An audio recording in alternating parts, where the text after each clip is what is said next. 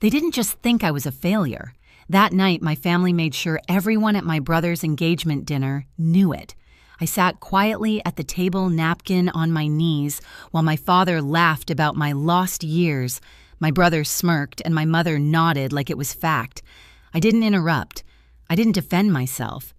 Then his fiancée leaned closer and whispered, "Wait, you're—" The room went still. Even my mother froze.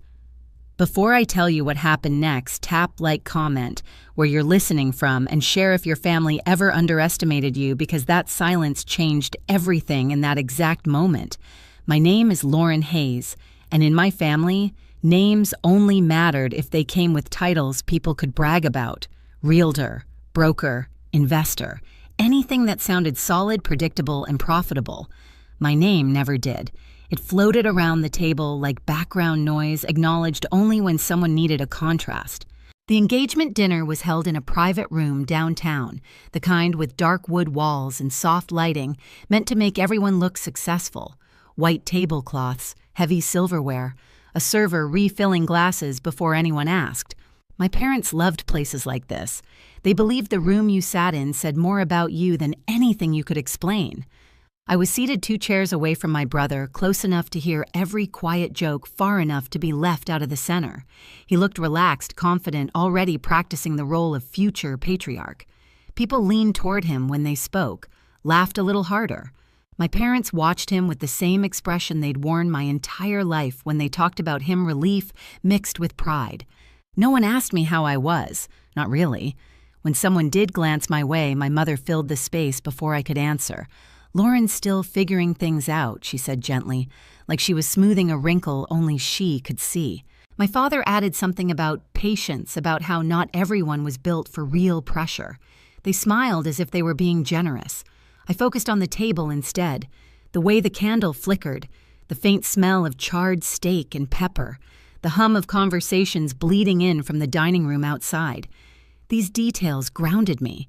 I'd learned a long time ago that if I stayed still, enough people would talk as if I wasn't there. My brother's fiancée sat across from me.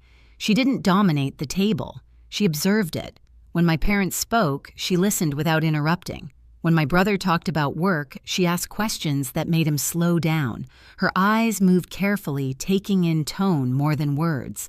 At one point, my father joked about how different my path had been. The table laughed politely. I felt that familiar tightening in my chest, the one that came from being turned into a story someone else controlled. I didn't correct him. I didn't defend myself. Silence had become my reflex, not because I was weak, but because I was tired of explaining a life no one wanted to understand. What no one at that table knew was that this wasn't just another dinner for me. It was a test of how long I could sit in a room built to exclude me, and what would happen if someone finally noticed the cracks. My name had always come last in conversations about success. Not announced, not celebrated, just appended like a footnote no one expected to read. That night at the restaurant wasn't new. It was simply louder. As my brother talked about his future plans, my parents leaned in, nodding at every sentence. My father added commentary, embellishing details, turning ordinary achievements into heroic stories. My mother smiled the way she always did when she believed she was presenting a perfect family to the world. Every so often, one of them glanced in my direction just long enough to remind me I was still part of the picture, barely. Their words carried me backward. A few months earlier, I'd opened my phone to see photos online from a gathering at my parents' house, a networking night, drinks on the patio, people in tailored jackets standing near the pool laughing. I hadn't been invited. When I asked my mother about it later, she sounded surprised that I'd noticed. She said it was very technical and she didn't want me to feel uncomfortable, as if being excluded was a kindness. Then there was the holiday barbecue, the heat, the smell of charcoal, paper plates bending under food. I'd been talking to someone near the fence when my father's voice rose above the music. He was bragging again about my brother, about the business, about legacy. Then he laughed and mentioned me, not with pride, with amusement. People smiled awkwardly. Someone patted my arm like I'd lost something important, and everyone knew it. Back at the dinner table, my brother lifted his glass and made a comment about how not everyone takes the traditional route. He said it casually, like an observation, but his eyes flicked toward me. A reminder, a line drawn. I felt the familiar pressure behind my ribs, the urge to speak, to correct the story, to say something sharp enough to make them stop.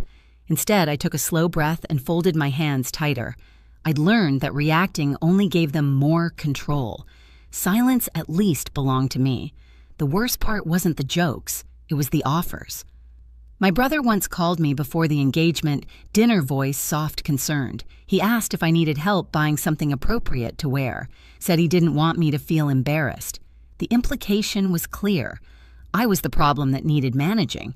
At the table, my mother leaned toward my brother's fiancé and spoke about my future like it was an unresolved inconvenience. She talked about stability, about how someone might take care of me one day. Her hand rested on my shoulder, light but possessive. That was the moment something shifted. I didn't look up right away. I focused on the sound of my heartbeat, steady and controlled. All those nights working alone, all the calls I couldn't talk about, all the decisions I'd made without anyone's approval. They thought my quiet meant uncertainty. They thought my patience meant dependence. Across the table, my brother's fiancée was no longer smiling. She was watching, really watching. And for the first time that night, I had the unmistakable sense that the story they'd been telling about me was about to run out of room. I didn't flinch when my mother's hand stayed on my shoulder a second too long. I didn't look at my brother when he nodded like the matter of my future had been neatly resolved. Outwardly, I stayed exactly the same, calm, still agreeable. Inside, something finally settled into place. The truth was, my life had never been as uncertain as they believed. It just didn't look like theirs. While my parents hosted dinners and talked loudly about growth and reputation, my days ran on a different clock. Early mornings blurred into nights. My apartment stayed quiet except for the low hum of my laptop fan and the occasional buzz of a call coming in from a different time zone. I learned to measure progress in small confirmations, signed documents, cleared payments, short messages that said we're moving forward. There was no applause, no audience, just momentum.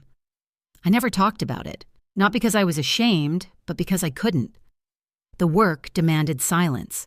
Agreements were still fragile. One loose word could undo months of preparation. So when my family offered help money advice, I smiled and declined. Letting them underestimate me was safer than correcting them. That night at the restaurant, as conversation flowed around me, I realized how deeply they'd mistaken restraint for weakness. They saw my rented apartment as proof I'd failed. They saw my simple clothes as surrender. They didn't see the discipline it took to live quietly while building something that couldn't afford distractions. My brother leaned back in his chair, satisfied. My father ordered another round. My mother talked about future holidays, already planning who would sit where. They were comfortable, certain. I felt the shift before anything was said. Across the table, my brother's fiancée had stopped engaging with the family's stories. Her gaze returned to me again and again, thoughtful, focused. She wasn't listening to the words anymore. She was watching the pauses, the moments when I chose not to speak, the way I didn't rush to defend myself. I'd seen that look before on calls where people realized they'd made the wrong assumptions. For the first time all evening, I let myself breathe a little deeper. Not because I expected rescue, not because I needed validation, but because I understood something they didn't control doesn't always announce itself. Sometimes it waits. The dinner continued, but the balance had already changed. My parents were still talking, still performing. My brother was still confident, yet there was a growing tension beneath the surface, like a quiet wire pulled too tight. I stayed seated. I stayed silent. Not because I had nowhere else to be, but because I knew exactly when it would matter to stand up. The server returned with another round of drinks, setting the glasses down carefully, unaware that the air at the table had shifted. My father raised his glass first, eager to regain control of the room. To family, he said, smiling wide, and to new beginnings. Everyone echoed him, except me. I lifted my glass a second later, just enough not to stand out. I'd learned how to survive moments like this by staying half a beat behind. My brother launched into another story about his plans, bigger house, bigger responsibilities, bigger future. He spoke with the confidence of someone who had never been questioned. My parents filled in the gaps for him, interrupting each other, polishing every sentence until it gleamed. And Lauren, my father added suddenly, waving his hand in my direction like he'd remembered a detail late. Well, she's always been independent. The pause before that word was deliberate. My mother laughed softly. She likes doing things her own way, she said, the way people talk about stubborn habits they hope will pass. We just want her to be secure. You know how hard the world is. I felt the familiar tightening in my chest, the reflex to shrink. I kept my eyes on the table. The grain of the wood, a faint scratch near my plate. Anything solid?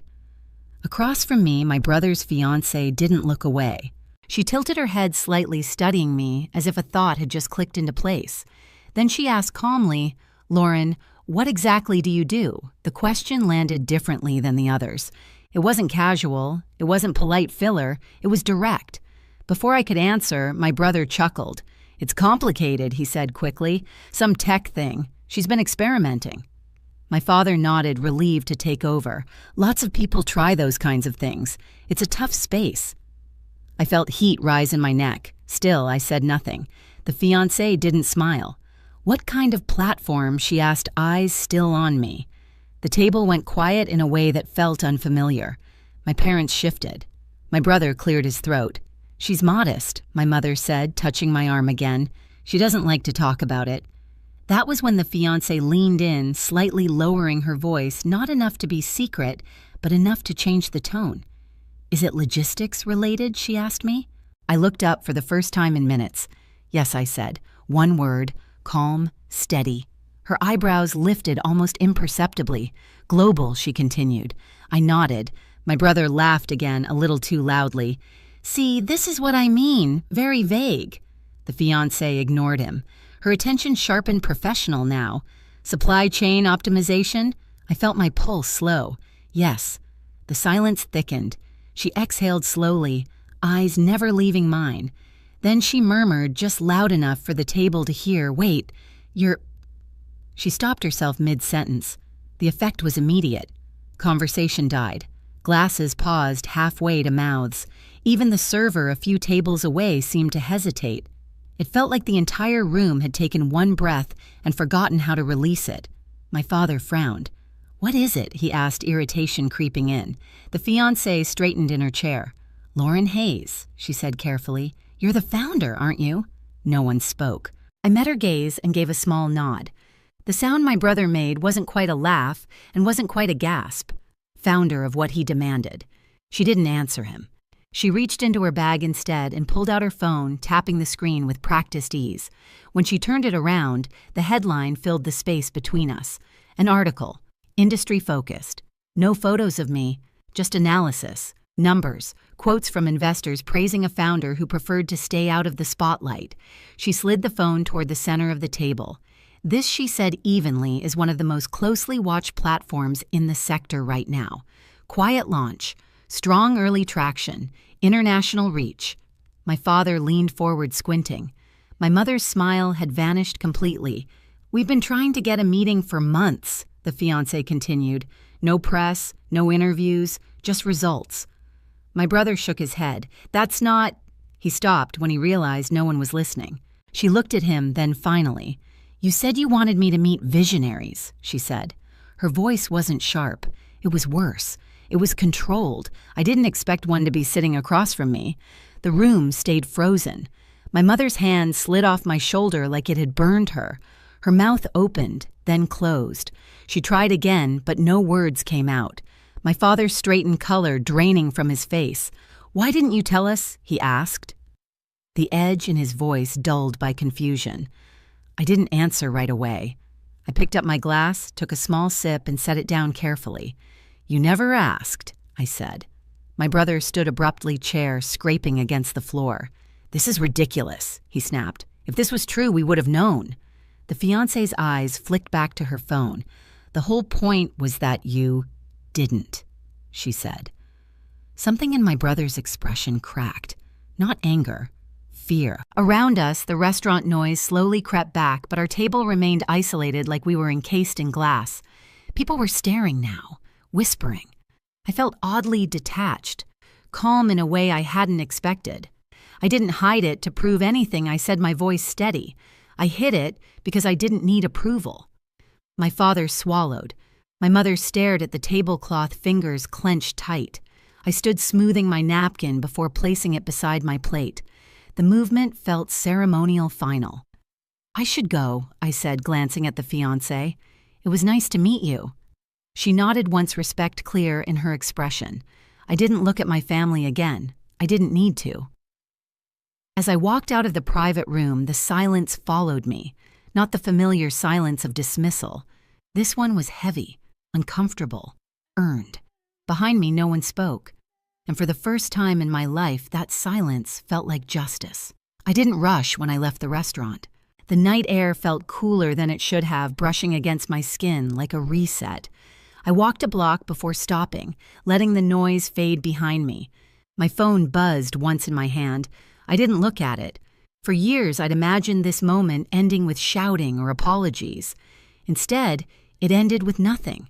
And somehow, that was heavier. In the days that followed, the silence held. No family group messages, no carefully worded texts pretending nothing had happened.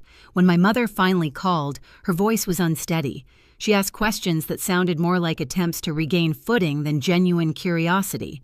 I answered politely. Briefly, I didn't fill the gaps for her anymore. My brother never reached out. I heard through someone else that the engagement dinner became awkward in retellings the story edited to protect pride. I let it be rewritten. I didn't need credit. I needed distance. What surprised me most was how light everything felt once I stopped carrying their expectations. My work continued. Calls, decisions, progress. Nothing had changed there.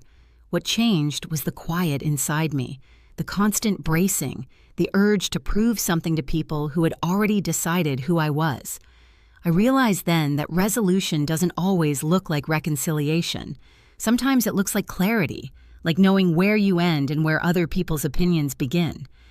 I didn't lose my family that night. I lost the version of myself that kept shrinking to fit into their stream. And I didn't miss her at all. I used to think being accepted by my family would finally make me feel whole. Now I know that understanding myself mattered more than earning a seat at their table. That night didn't change who I was, it revealed it. If you've ever been underestimated by the people who were supposed to see you best, you're not alone. Share where you're listening from and tell me what helped you stand your ground. And if stories like this matter to you, subscribe so you don't miss the next one.